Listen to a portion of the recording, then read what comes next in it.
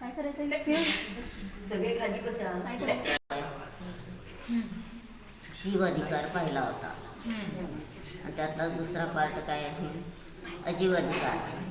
तर अजीव अधिकारामध्ये अजीव अजीव म्हणजे काय घ्यायचं,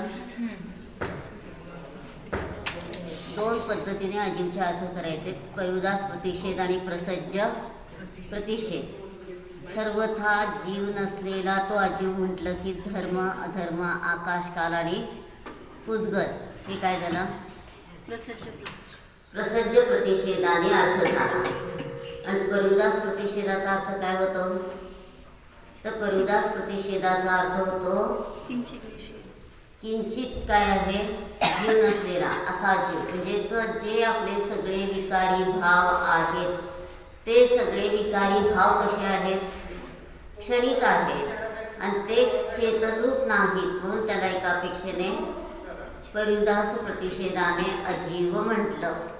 मग आपल्याला हे अजीवचं स्वरूप कशाला समजून घ्यायचं आहे, तर माझ्या ध्रुव स्वभावात धर्मधर्म आकाशकाल पुद्गल पण नाहीत. माझ्या ध्रुव स्वभावात काय नाही अजून हे विकारी भाव पण नाहीत. हे जर मला समजलं तर मला शांतीचं शांती आहे. आणि जर मी ह्या विकारी भावांमध्ये अडकलो तर आम्हाला काय आहे, अशांतीच अशांती आहे. म्हणून मी अनादिकालापासून ह्या विकारी भावामध्येच काय झालं अडकून सारखं काय करतोय, कधी मोह करतो, कधी राग करतो, कधी द्वेष करतो आणि त्यामुळेच माझा संसार वाढतोय. मला आता मोह राग द्वेष करण्याची बिलकुल गरज नाही. मी माझा कसा आहे जानन रूपाने जाणणारा आहे आणि असं मी माझा जाणणारा जीव आहे हे जर मला समजलं तर मी ह्या विकारी भावांची रुची बिलकुल करणार नाही. मला माझ्या एका आनंद स्वरूपाला जाणायचं आहे. आनंद स्वरूप सोडून मला काहीच उपयोगी नाही. म्हणून समयसारच्या अजीव अधिकारामध्ये काय सांगितलं की अजीव अधिकारामध्ये मुख्यता कशाची आहे, जीवाचं एकत्व दाखवण्याची मुख्यता आहे की धर्मधर्म आकाशकाल पुद्गल हे अजीव सांगायचे किंवा रागद्वेषादी विकारी भाव सांगायचे हे अजीव सांगायचे आहे.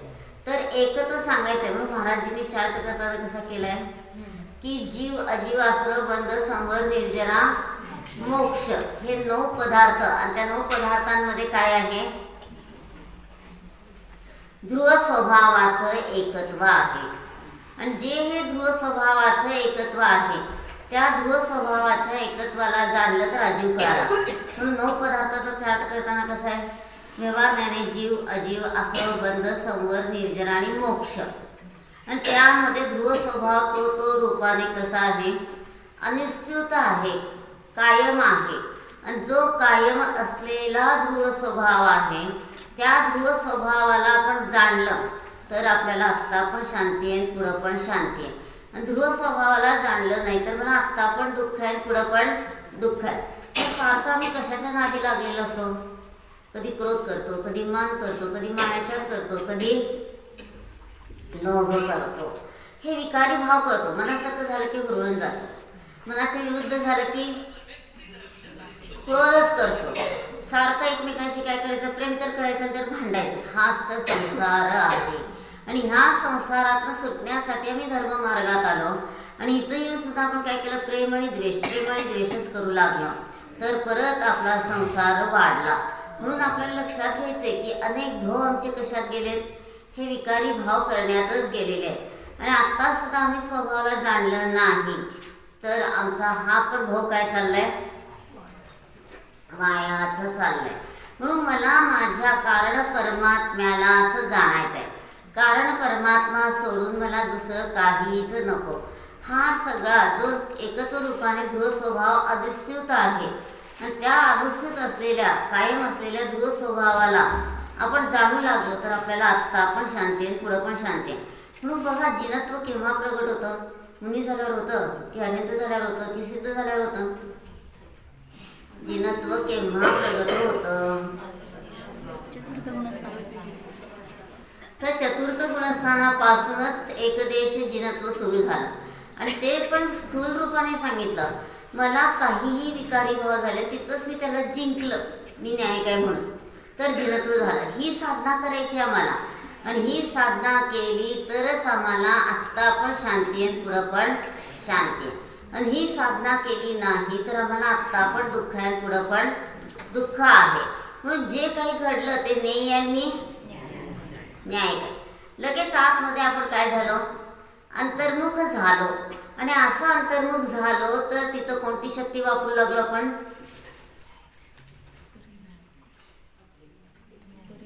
परिणम्य परिणामकत्व शक्ती.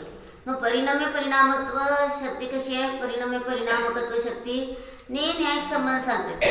ती घटना घडली ते नेय आहे आणि मी न्याय काय. लगेच आपलं चित्त काय झालं, शांत.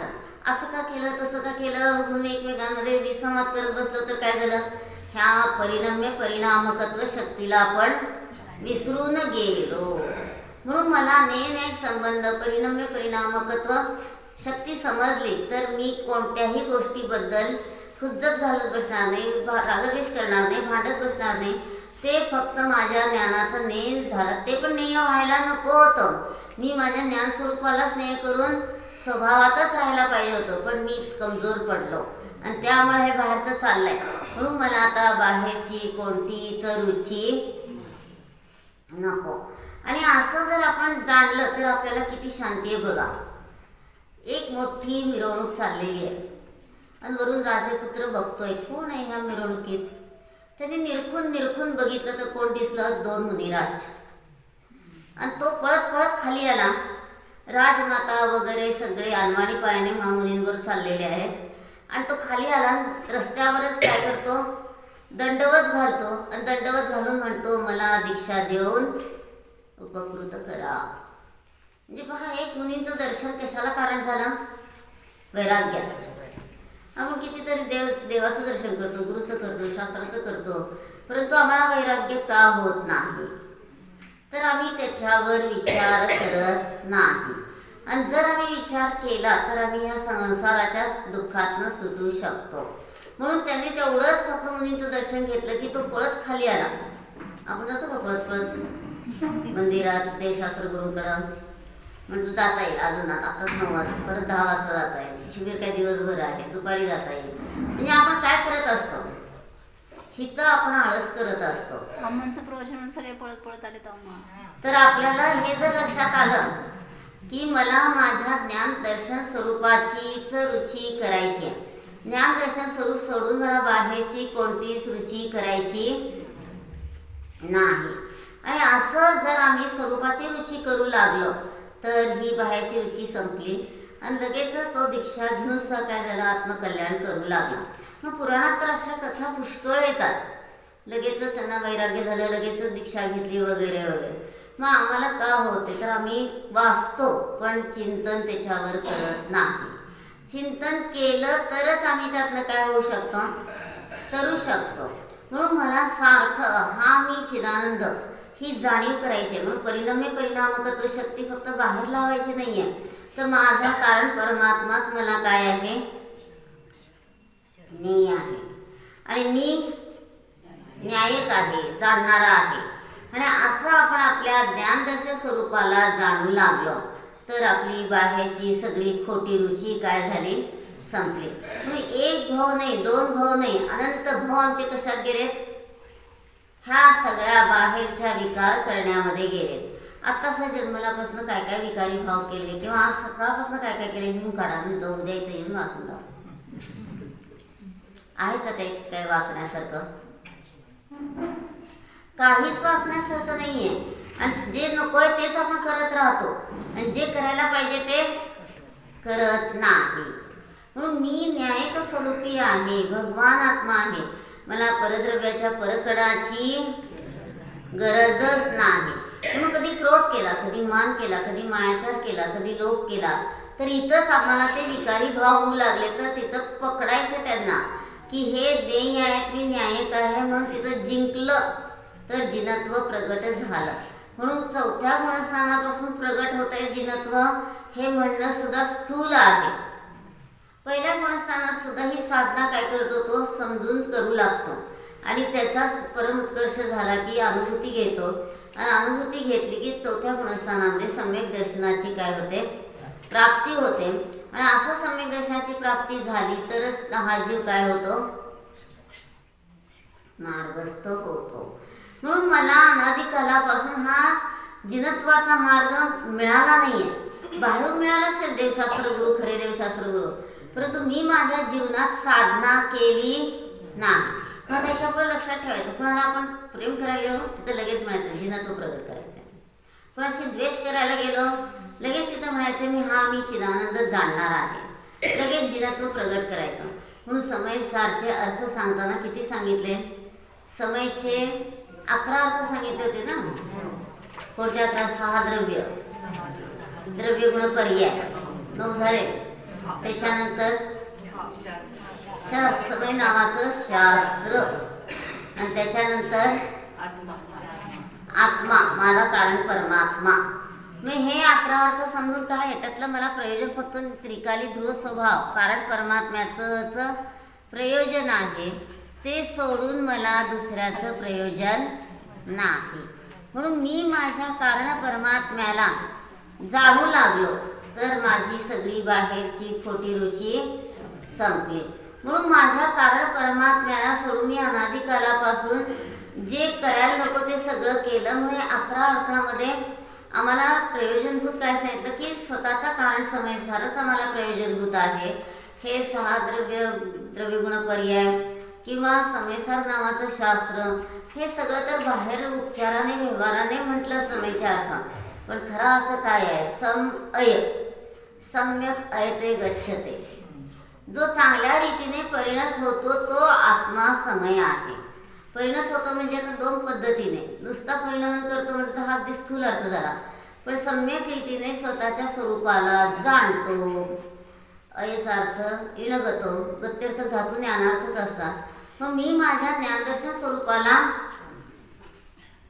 जाणलं आणि असं ज्ञानदर्शन स्वरूपाला जाणू लागलो तर माझी सगळी खोटी रुची काय झाली, संपली. म्हणून मला अनादिकालापासून हे एकच साधना करायला मिळाली नाही आणि त्यामुळंच माझा संसार वाढलाय. आणि आत्ता जर मी ही साधना केली तर मला ह्या सगळ्या संकटातनं सुटायचा मार्ग मिळतो. म्हणून जिनत्व निजत्व, जिनचा व्यत्यास करायचा, निज झाला आणि निजमधला ज 2 पद्धतीने उच्चार होतो, निज आणि निज. मग निज म्हणजे झोपलो, स्वतःला जाणलं नाही. आणि निजत्वचा अर्थ काय केला, स्वतःचा आत्मा कारण परमात्मा. आणि हा कारण परमात्मा जाणला तर मला आत्ता पण शांती आहे, पुढं पण शांती आहे. आणि कारण परमात्म्याला जाणलं नाही तर मला आत्ता पण दुःख आहे, पुढं पण दुःखच आहे. म्हणून मला माझी साधना करायची आणि अशी साधना उत्कृष्ट करायची की मी भगवान आत्मा आहे, भगवान भगत ज्ञान. तसा माझा आत्मा पण ज्ञानवान आहे. म्हणजे मला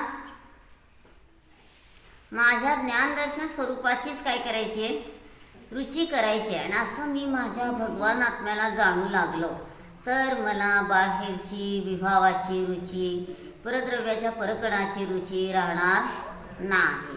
किती गोळा केला अनादिकालापासून आपण, परिग्रह किती गोळा केला, किती तोडे आपल्याकडं. हां तेजबाबींकडे जास्त किती बोला की काय काढून घेणार नाही, मला भेटायचं फक्त. 25-50 तेवढे 50 जास्त त्याच्यात. मग का गोळा केलं तर आपल्याला त्याचा आनंद वाटतोय. म्हणून महाराजजींनी न्यायदीपिकेमध्ये काय भेटवलंय, जिथं ज्ञान आहे तिथंच आनंद आहे. बाहेरच्या अचेतन वस्तूंमध्ये ज्ञान पण नाही आणि आनंद पण नाही आहे. मग किती गोळा केला तर किती किलो बँक बॅलन्स झाला आनंदाचा आपल्याला, अजिबात नाही. आणि हे जर आपल्याला समजलं तर आपण त्या अचेतन वस्तूंच्या मागे लागणार नाही. साड्या किती आहेत, एका स्त्रीकडे 7,000 साड्या होत्या. नेसले म्हणायचे एका वेळेस 7,000. 1 नूर आदमी 10 नूर कपडा. मग एकदम तर नेसता येतात का ते सगळ्या साड्या? नेसता येत नाही. तरी सुद्धा आपण परिग्रह गोळा करत राहतो. म्हणून 208 गाथेमध्ये समयसारमध्ये काय सांगितलं की माझा परिग्रह कोणता आहे? बाहेरचा अशन पान वगैरे माझा परिग्रह नाही. तर माझा परिग्रह काय? ज्ञान दर्शन अनंत गुणांचा पिंडच माझा परिग्रह आहे. आणि ते सोडून बाहेरचा परिग्रह माझा परिग्रह होऊ शकत नाही. मग परिग्रहाचा अर्थ काय केला? परी म्हणजे चोहो बाजूने, ग्रह म्हणजे ग्रहण करणं. मग चोहो बाजूने मी माझ्या ज्ञानदर्शन स्वरूपालाच काय करतो? ग्रहण करतो. आणि ते सोडून मला बाहेरच्या परिग्रहाची गरजच नाही. म्हणून माझ्यामध्ये माझा परिग्रह आहे कळलं तर मी बाहेरच्या अचेतन वस्तूंना गोळा करणार नाही. आणि किती आपण आता एक आपल्याला 50 आहेत सगळे उद्या घालू द्या बरं. घालून येऊन काय होईल परत बघतात कोणी कोणी येतात रात्री भेटायला आणि घेऊन जातात सगळं. म्हणजे सगळं काय झालं? संकटाला कारण झालं. म्हणून मला त्या अचेतन परिग्रहातनं संकट येत आहे म्हटल्यावर ते गोळा करण्याची गरजच नाही. म्हणून तन मन धनाचा उपयोग कुठं करायचा आहे? 50 तोळे 5 तोळे घालायची पण भीती आहे आम्हाला. तेच की मग तन मन धनात. आणि झालं की सोलापूरला ते बेंटेक्सचं मंगळसूत्र होतं आणि एक बाई घालून निघाली होती थाटात. आणि ते एकाने ओढलं तिला पुढं बघितलं बेंटेक्स आहे आणि तिला बडवलं का तू खोटं घातलं. म्हणजे त्यांनी धर्म पण सांगतो खोटं घातलं तर दरिद्री होतो. म्हणजे यातनं लक्षात घ्यायचंय की आम्हाला ह्या बाहेरच्या अचेतनाच्या मागे बिलकुल लागायचं नाही. मला माझ्या ज्ञानदर्शन स्वरूपाचीच काय करायची? रुची करायची. आणि ज्ञानदर्शन स्वरूपाची रुची केली तर माझ्या जीवनामध्ये साधना सुरू झाली.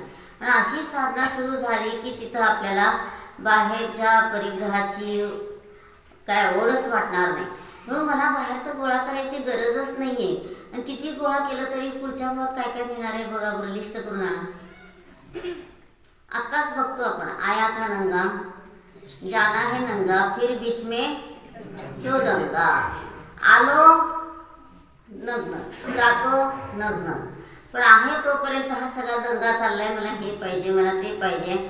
आणाचा कधी नेणा होत नाही. आणि त्यामुळंच आपण काय करू लागलोय की ह्या सगळ्या परिग्रहात अडकून त्यातच आनंद मानू लागलोय. हे मानणं माझं काय आहे? चुकीचं चाललंय. म्हणून मी माझा ज्ञानदर्शन स्वरूपी भगवान आत्मा आहे हे जर मी जाणलं तर मला बाहेरच्या वस्तूंची बिलकुल गरज नाही. म्हणून समयसारची 208 गाथा काय सांगते की अनंत गुण हेच तुझा परिग्रह आहे. बाहेरचा हा अचेतन परिग्रह होऊ शकत नाही.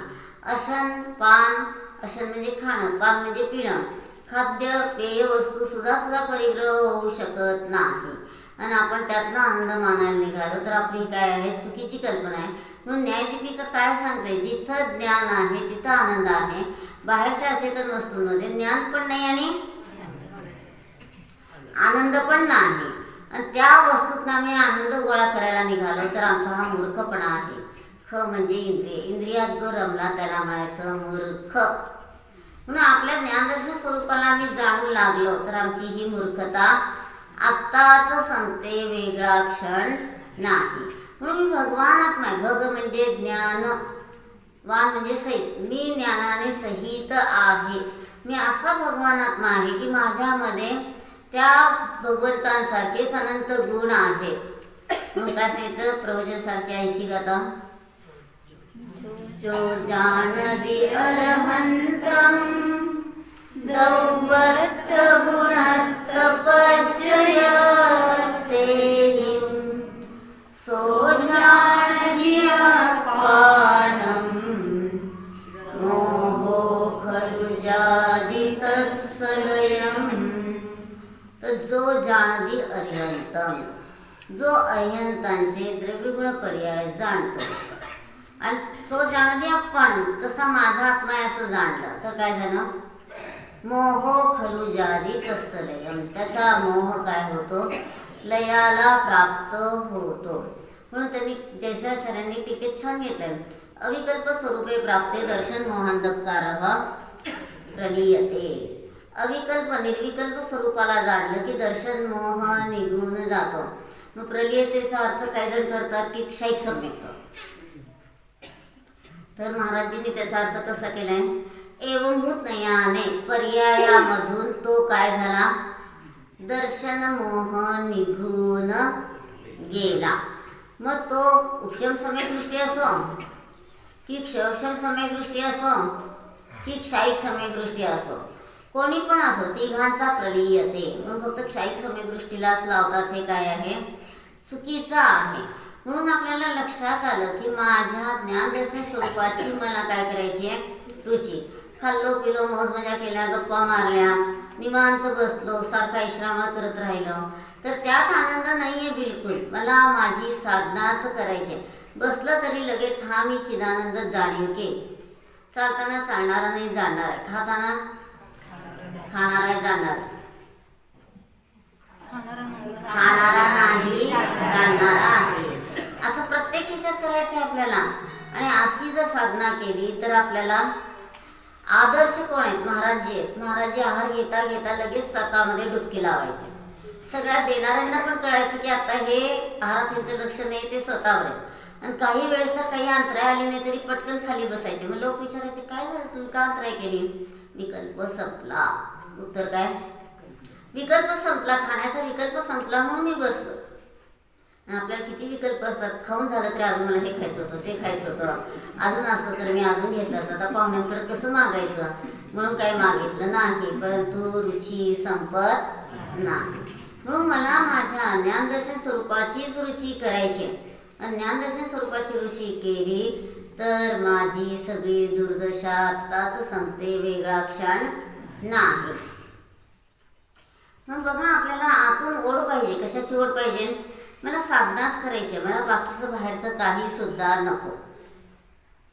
काय पाहिजे आम्हाला, नवीन गाडी माडी साडी बिडी काडी ताडी काय पाहिजे, काहीच नको. मला माझा फक्त अनंत गुणांचा पिंड आतमध्ये आहे, त्याला जाणायचं आहे. आणि त्याला जाणलं तर मी या सगळ्यातनं सुटलो.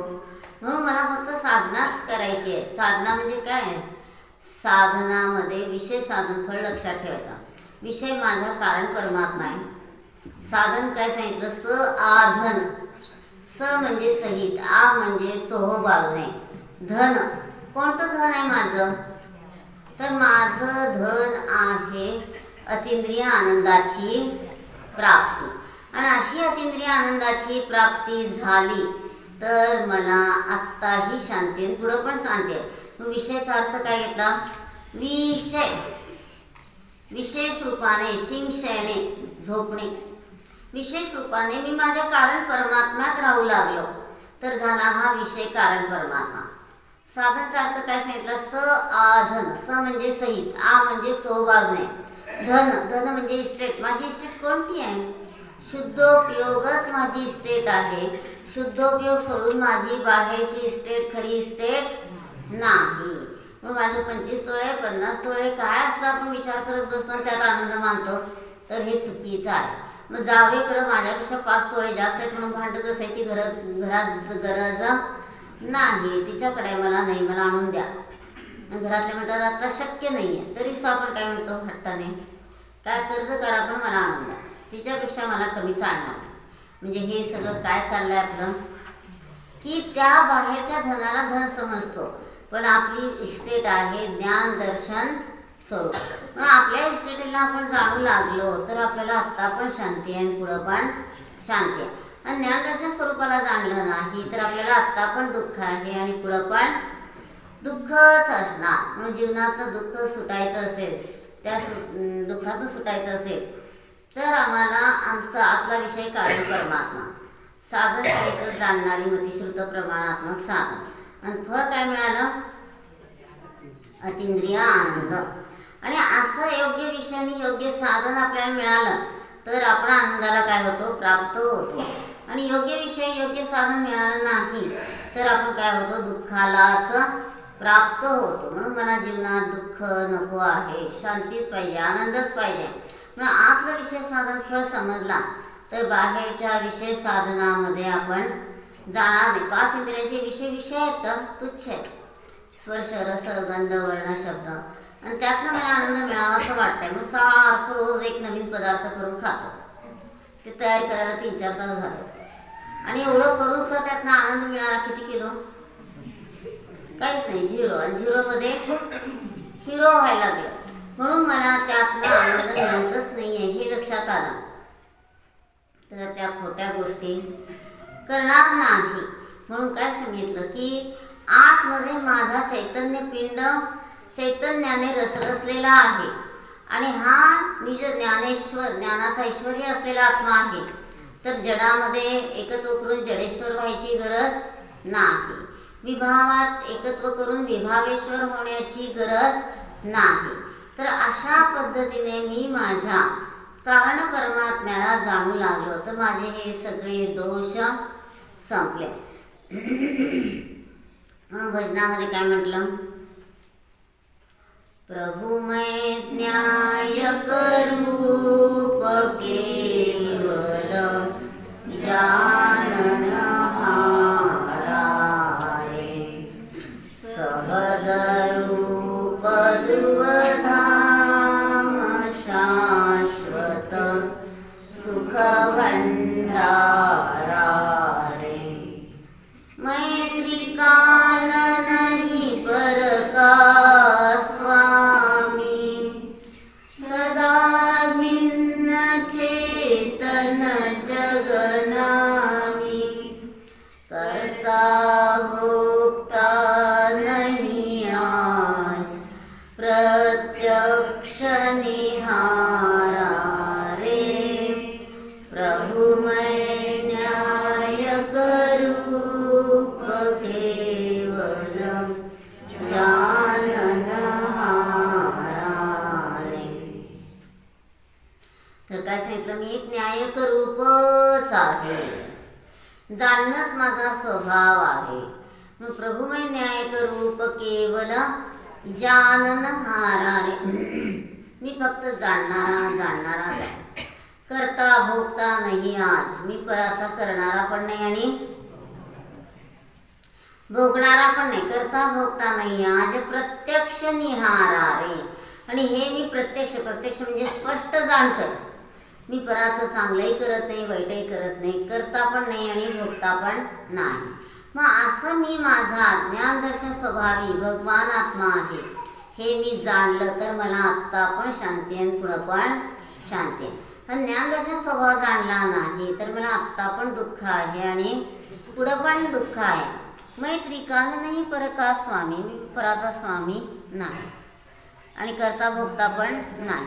हे प्रत्यक्ष मी स्पष्ट रूपाने अनुभूतीच्या पर्यायात जाणू लागलो, तर मला बाहेरचं कर्तृत्व भोक्तृत्व घेण्याची गरज नाही. म्हणून मी माझा एक जानन रूपाने जाणणार आहे. असं जाणलं तर काय होतं? आत ही परम शांती परम आनंद भोगू लागलं. हे प्रॅक्टिकल सुरू झालं तर बाहेरच्या विभावात अडकण्याची गरजच नाही. बघा की म्हटलं तर काय 5 दिवस शिबिर संपल्यावर शेवटच्या दिवशी ब्रह्मचर्य घ्यायचं संयमीला म्हटलं, तर ती म्हणजे शेवटच्या दिवशी कशाला पहिल्याच दिवशी म्हणजे कसं आहे की आम्हाला जर उत्साह असेल तर आम्ही लगेचच त्यामध्ये पुढं होतो. आणि आम्ही किती संसारात तर उत्साहाने संसार केला पण त्यात काही फायदा झाला नाही. पण धर्माची रुची केली तर आम्ही काय करू शकतो की धर्माची रुची केली तर आम्हाला आत्ता पण शांती आहे, पुढं पण शांती आहे. म्हणून मी ज्ञानेश्वर आहे, ज्ञानाचा ऐश्वर्य माझ्यामध्ये आहे. मी जडेश्वर विभावेश्वर नाही.